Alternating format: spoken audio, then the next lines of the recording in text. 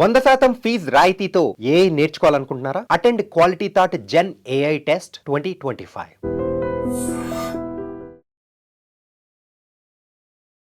Hi hello నమస్తే welcome back to iDream media.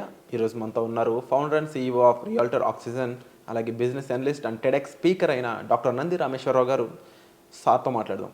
Hi sir. Hi sir, stock markets అనేవి కుదేలవుతున్నాయి, కరెక్షన్కి వెళ్తున్నాయి and crash అయ్యే ఛాన్సెస్ ఉన్నాయని చెప్పేసి వార్తలు వినిపిస్తూ ఉన్నాయి. ఇలాంటి టైంలో ల్యాండ్ మీద ఇన్వెస్ట్మెంట్స్ చాలా వరకు బెటర్ అని చెప్పేసి దానికి సంబంధించి అవేర్నెస్ క్రియేట్ చేస్తూ చాలా చోట్ల కొన్ని సమ్మిట్స్ జరుగుతూ ఉన్నాయి. ముఖ్యంగా రీసెంట్గా హైదరాబాద్లో ఒక పెద్ద ఈవెంటే జరిగింది. మినిస్టర్స్, సెలబ్రిటీస్ చాలామంది వాళ్ళ ఉత్సుకతను తెలిపే విధంగా అక్కడ పాల్గొనడం జరిగింది. మీరు కూడా స్పీకర్గా వెళ్ళారు అక్కడికి. దాని గురించి చెప్తూ అసలు తెలంగాణలో రియల్ ఎస్టేట్, ల్యాండ్ ఇన్వెస్ట్మెంట్స్ గురించి కాస్త ఎక్స్ప్లెయిన్ చేస్తారు. ఇది చాలా కాంట్రవర్సీ క్వశ్చన్. ఒక్కొక్క ఛానల్ నాకు నచ్చితే ఒకలాగా, నచ్చకపోతే ఒకలాగా రాస్తాను. అందుకని మీడియా మీద అప్పుడప్పుడు నేను కోపడుతుంటాను. ఎందుకంటే నిజాలు రాయాలి. ఏదో ఛానల్ చెప్తారు నిప్పు నిజం ఏదో చెప్తారు, అట్లా నిజాలు రాయాలి మీడియా. ఏదో చెప్పారని మనకు అపోజిషన్ పార్టీ కంటే నా అపోజిషన్ పార్టీలో ఫ్యాక్ట్ మాట్లాడు, నేను మాట్లాడమంటే తగిన. కానీ కొన్ని ఛానల్స్ కొద్దిగా ప్రాపగండా రంగా చేస్తాను, బట్ వీ కెనాట్ హెల్ప్. అయితే వాస్తవం ఏంటంటే రియల్ ఎస్టేట్లో గత 10-11 నెలలుగా మందగించింది అనేది, పడిపోవడం వేరు, మందగించడం వేరు. పడిపోవడం అంటే మొత్తం పాతాళంలోకి వెళ్ళిపోయాం, తిరిగి పైకి లేగలేము. మందగించడం అంటే స్లో డౌన్. అంతకుముందు అయినంత స్పీడ్గా అవ్వట్లేదు, అవుతున్నాయి. కానీ దీని నిదర్శనం ఎలాగ చెప్తారు మీరు? అనాలిసిస్ ఎలా మేము ఎలా చేస్తామంటే, we talk to the top few builders in the city. We also talk to the registrar, sub-registrar office. ఫిజికల్గా చెక్ చేస్తాను. నేను మొన్న 2-tier సిటీ వరంగల్, ఖమ్మం ట్రైనింగ్కి వెళ్తాను, కార్పొరేట్ ట్రైనింగ్. వెళ్ళినప్పుడు అక్కడ ఆఫీసులో ఇసుకేస్తే రావట్లేదు. ఒకే ఆ చిన్న ఆఫీసులో 100 మంది దాకా ఉన్నారు. మరి అది 2-tier, మరి 1-tier. ఇప్పుడు ఏ రిజిస్టర్ ఆఫీస్ మూసేయాలి కదా. ఒకవేళ బిజినెస్ లేదంటే రియల్ ఎస్టేట్ ఎస్ఆర్ఓస్ అన్ని మూసేయాలి. ఎలా మెయింటైన్ చేస్తారు? అట్లనే బిల్డర్స్ అంతా తలుపులు మూసేయాలి కదా. కానీ ఎవరు మూయలేదే. ఎవడో ఇల్లీగల్గా ఫ్రాడ్ చేసిన చీటింగ్ తప్ప పెద్ద పెద్ద కంపెనీలనే నెలకి లక్షల్లో కోట్లో ఖర్చు పెడతారు, ఉన్నది కదా. ఇదేంటంటే జస్ట్ అపోహ. సంక్రాంతి వస్తే ఇల్లు అల్లుకొని పిండి వంటలు చేసుకోవడం ఆనవాయితీ. ఎలక్షన్ వచ్చి 3 నెలల ముందు, 3 నెలల తర్వాత బిజినెస్ ఎట్లయినా అంత కొత్త CM, first time CM Chandrababu అంటే 2-3-4 అయ్యాడు. ఫస్ట్ కొంచెం టైం పడుతుంది. పాత గవర్నమెంట్ ఏం చేసింది, ఎక్కడున్నాము, ఎన్ని అప్పులు ఉన్నాయి, అవన్నీ చేసుకుంటూ ఎవరికైనా సెటిల్ డౌన్ టైం. ఇప్పుడు పెళ్లి కూతురు పెళ్లి చేసుకొని కోడలుగా వెళ్ళినప్పుడు రోజు పిక్చర్స్ వెళ్తుంది. బట్ సెట్ అవ్వడానికి 3 నెలలు, 6 నెలలు, 1 ఇయర్ కొన్ని సెట్ అవ్వు, టైం పడుతుంది. మనం ఎక్స్పెక్టేషన్ బాగుంటుంది, బట్ అక్కడ పర్ఫార్మెన్స్ అప్పుడు వదిన తోడుకోలు ఎవరు ఉంటారు వాళ్ళు పడపోవచ్చు అత్తమ్మతో. సో సెటిల్ అయ్యాక ఆటోమేటిక్ కొద్దిగా పేషెన్స్ ఉండాలి. రియల్ ఎస్టేట్ కూడా గత డిసెంబర్లో సీఎం అయినట్టున్నాడు సార్ రేవంత్ రెడ్డి గారు. అక్కడ నుండి 10 నెలలు 9 నెలలు కొద్దిగా స్లో డౌన్ అయింది. బట్ నవంబర్ నుండి మాత్రం చాలా పాజిటివ్గా ట్రెండ్స్ ఉన్నాయి. డీల్స్ అవుతున్నాయి, ఎంక్వైరీస్ వస్తున్నాయి, లీడ్స్ వస్తున్నాయి, సైట్ విజిట్స్ వస్తున్నాయి, ట్రాన్సాక్షన్స్ అవుతున్నాయి, కొన్ని వేల కోట్లు రెవెన్యూ వస్తున్నాయి. నెంబర్ ఆఫ్ డీల్స్ తగ్గినా రెవెన్యూ వాల్యూ పెరిగింది, అదొకటి ఇంపార్టెంట్. ప్లస్ ఇప్పుడు రేట్లు కూడా పెంచుతూ ఉంటున్నారు గవర్నమెంట్. భూమి రేట్లు వేరేగా, రిజిస్ట్రేషన్ రేట్లు వేరేగా. ఐ థింక్ ఆంధ్రాలో ఆల్రెడీ రేపు నుండి పెరుగుతున్నాయి. సో ఇక్కడ మనకి యాక్చువల్లీ ఆగస్టులో పెరగాల్సి ఉండేది, తర్వాత నవంబర్కి వచ్చింది. ఇంకెక్కడో కొద్దిగా పెండింగ్ వర్క్స్ ఉన్నాయి, సంబంధిత అధికారులు వర్క్ చేస్తున్నారు. ఆ ప్లాన్ లేఅవుట్ అయితే తర్వాత సమ్మిట్లో ఏంటంటే చాలా మంచిగా అయిందండి. Luckily I was also lucky to be enough there. ఎందుకంటే తెలియదు ఎవరో సీనియర్ పర్సన్ రిఫర్ చేసిన సార్ని పిలువని. ఒక ప్యానెల్లో 3 ఉన్నాం, అందులో ఒక మెంబర్ నేను. ఒక 1 అవర్ డిస్కషన్ అది. అయితే అక్కడ ఏమైందంటే బ్రాండ్ హైదరాబాద్ గురించి మాట్లాడారు. బ్రాండ్ హైదరాబాద్ అంటే ఇప్పుడు ఎలా ఉంది, నెక్స్ట్ ఫ్యూచర్లో ఏం కాబోతుంది, హైదరాబాద్ ఏం రాబోతుంది, what is the potential of real estate అనేది మాట్లాడడం జరిగింది. చైనాలో మీరు రాత్రిపూట 12 గంటలకైనా లైట్లు అన్నీ ఆన్ ఉంటాయి. బిల్డింగ్ ఎవరు ఉండరు, కమర్షియల్ బిల్డింగ్ లైట్లు అన్నీ ఆన్ ఉంటాయి. అయితే వెళ్ళిన పెద్ద అడిగి మీరు ఎందుకు రాత్రిపూట పవర్ వేస్ట్ చేస్తున్నారు? పవర్ వేస్ట్ చేయట్లేదు, మా ప్రపంచానికి చెప్తాం చైనా అంటే ఏంటని చెప్పాడు. అది బ్రాండింగ్. అంటే పవర్ 10 రూపాయల గురించి చూసుకుంటే 100 రూపాయలు వదులుకుంటాం. ఇప్పుడు నువ్వు కొత్తగా వెళ్ళావు, టూరిజంకి వెళ్తాం చైనాకి, మీరు నేను వెళ్ళినప్పుడు లైట్లు చీకటి ఉంటే నువ్వు చూస్తావా? రంగు కలర్స్, ఇష్టమైన కలర్స్ లైట్లు పెట్టడం ఏంటో ఇది ఏం పెట్టాడు అని చూస్తారు. మనం థాయిలాండ్ వెళ్ళాను, 8 గంటల తర్వాత పవరే ఉండదు, అక్కడ లైట్లే ఆపేస్తారు మొత్తం. నేను మొన్న లాస్ట్ 2 months బ్యాక్ వెళ్ళాం. సో వాట్ బ్రాండ్ హైదరాబాద్ అనేది నేను చాలాసార్లు రిపీట్ చేస్తే బాగుండదు. బ్రాండ్ హైదరాబాద్కి చాలా స్పెషాలిటీ ఉన్నాయండి. Hyderabad is most liveable city in the world, most economic living, cost of living. అట్లనే తుఫాన్లు సునామీలు ఎక్కువ రావు, 90% అసలు రాలేదు, రాకూడదు. ఎనీ లాంగ్వేజ్ వాడు బతుకుతాడు, ఎనీ శాలరీ వాడు బతుకుతాడు.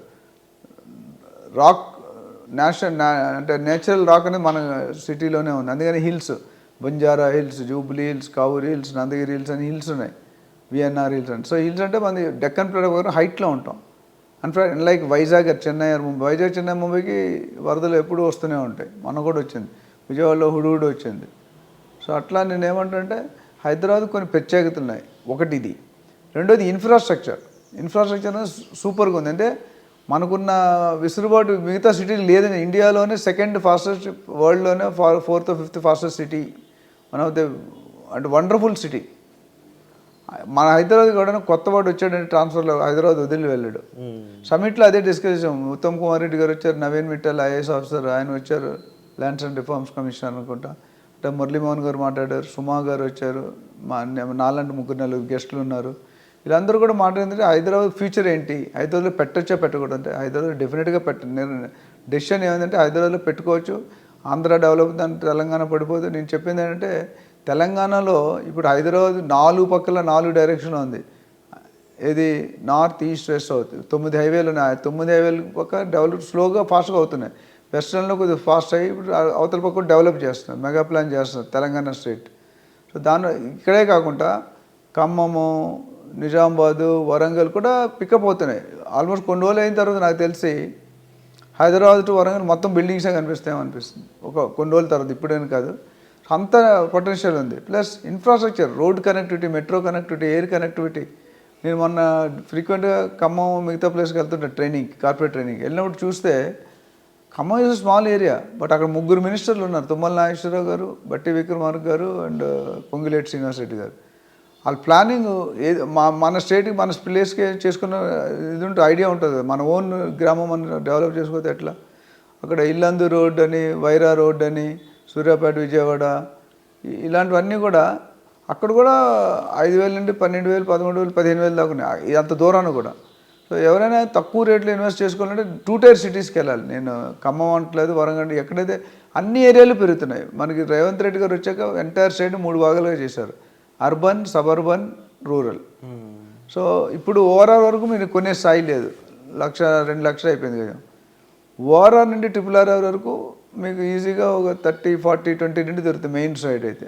లోనికి వెళ్తే ఒక RRR అయిపోయిన తర్వాత మీకు 10, 12,000. ఇప్పుడు అమంగల్ అటు పెరుగుతుంది, ఇటు జడ్చర్ల వైపు, అటు వికారాబాద్ వైపు, జహీరాబాద్ అన్నీ ముంబై, బెంగళూరు అవి చాలా ఫాస్ట్ ఉంది.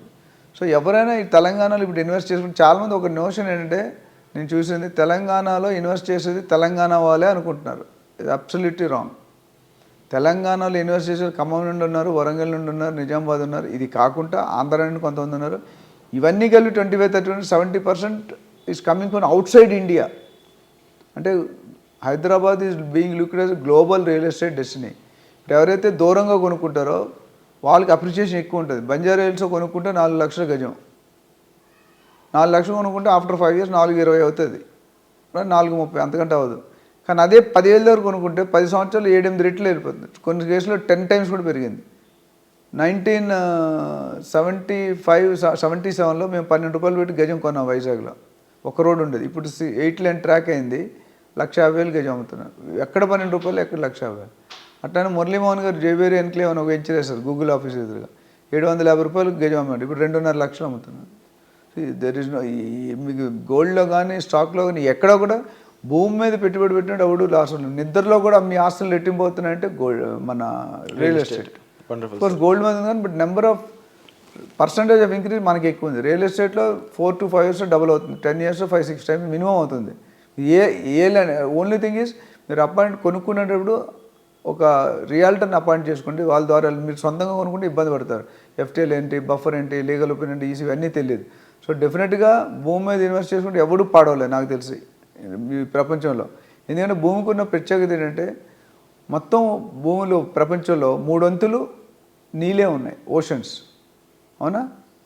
ఇంకొక 25%, 5% హిల్స్ ఉన్నాయి, 20% అవైలబుల్. 100 సంవత్సరాల ముందు ఎంత జాగా ఉంది, ఇప్పుడు కూడా అంతే జాగా ఉంది. ఎర్త్ గ్రో అవ్వట్లేదు కానీ పబ్లిక్ గ్రో అవుతున్నారు. మన తాతల నుంచి ఎకరాల్లో కొనుక్కున్నారు, మన నాన్నలు గజాల్లో కొన్నారు, మనం అడుగుల్లో కొనుక్కుంటాం, మన పిల్లలు ఇంచుల్లో కొనుక్కుంటారు, మనవాళ్ళు స్క్వేర్ సెంటీమీటర్లో కొనుక్కుంటారు, మునివాళ్ళు మిల్లీమీటర్లో కొనుక్కుంటారు. అంతే భూమి అంతే ఉంది కానీ మేము జనాలు పెరుగుతున్నారు కదా, కొనే కెపాసిటీ పెరిగింది. అండ్ రియల్ ఎస్టేట్లో పీపుల్ కొత్త వెంచర్స్ వేసేవాళ్ళు కూడా చాలా కస్టమర్కి ఏం కావాలో కనుక్కొని వేస్తారు. ఒకప్పుడు అలా ఉండేది కదా, కస్టమర్కి ఏం కావాలో మనం కట్టేది కొనాలన్నాడు. ఒక 30 years బ్యాక్ ఆప్షన్ లేకుండే. అదేవిధంగా మీరు బజాజ్ స్కూటర్ ఉండేది, బజాజ్ చేత కానీ దానికి మేము డబ్బులు కట్టి 5-10 సంవత్సరాలు వెయిట్ చేసేవాళ్ళం, 500 రూపాయలు అడ్వాన్స్ కట్టి. అక్కడ వచ్చిన తర్వాత బ్లాక్ కలర్ డెంట్ అని నీకు ఇష్టం ఉందో తీసుకోలేదు, పక్కకి బ్లాక్లో వేసుకుంటాను. అట్లా ఇప్పుడు రియల్ ఎస్టేట్ బిల్డర్స్ కూడా they are working toward what is the customer taste, what the customer wants. కస్టమర్ని అర్థం చేసుకొని కస్టమర్కి అనుకూలంగా ఏది డిమాండ్ ఉందో ఆ డిజైన్ చేస్తున్నారు. ఇప్పుడు అందరూ లగ్జరీ వైపు మొగ్గు చూపిస్తున్నారు. లగ్జరీ వైపు 50% జంప్ అవుతుంది every year. So very big. మా రైల్వే స్టేషన్లో మీకు second class general, second class, third AC, second AC, first AC, coupe ఇవి ఉండేది. ఒకప్పుడు సెకండ్ క్లాస్ ఫిల్ అయ్యేది, ఇప్పుడు ఫస్ట్ ఏసీ ఫిల్ అవుతుంది, తర్వాత ఇది అవుతుంది. సో అంటే టేస్ట్ హెస్ బీన్ చేంజ్. ఆ విధంగా చూసుకుంటే ల్యాండ్ మీద పెట్టడం అనేది 100. ఇప్పుడు ఎవరైనా వెయిట్ అండ్ వాచ్లో ఉంటుంది, ఇమీడియట్గా పెట్టుకోండి. నెక్స్ట్ 2-3 months మీరు ఇదే 30-40% ఎక్కువ ఇచ్చి కొంటారు, ఇది మాత్రం ఖచ్చితం. సో దీని మీద ఎటువంటి డౌట్స్ ఉన్నా, ఏ హైవేలో కొనుక్కోవాలి, ఏ ప్రైవేట్లో కొనుక్కుంటే always we are there, they can take appointment and we can help them. Wonderful sir. So display అవుతున్న నెంబర్స్ కాల్ చేసి మీరు సార్ని సంప్రదించవచ్చు. వచ్చే ఎపిసోడ్లో మళ్ళీ కలుద్దాం. Thank you so much.